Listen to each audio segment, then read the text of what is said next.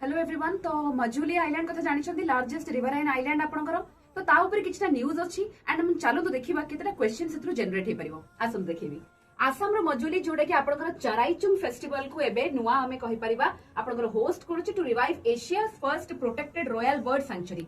तो गोटे protected royal bird sanctuary जोडे कि एशिया रे प्रथम दर पाउची ताकू रिवाइव करे पे माने बायोडायवर्सिटी कंजर्वेशन पे हमें कहि परिबा जोडा कि आरंभ होईची काहा द्वारा ना आपनकर आसाम रो मजुली द्वारा हिची। एटी देखंतु किछटा डिटेल्स मु कहूची जेमति कि ए जिंसा आपनकर हमें 1633 एडी रे आपनकर आरंभ होईतिला रॉयल बर्ड सैंक्चुरी आपनकर बनिथिला founded by Ahom king Pratap Singh द्वारा हिथिला।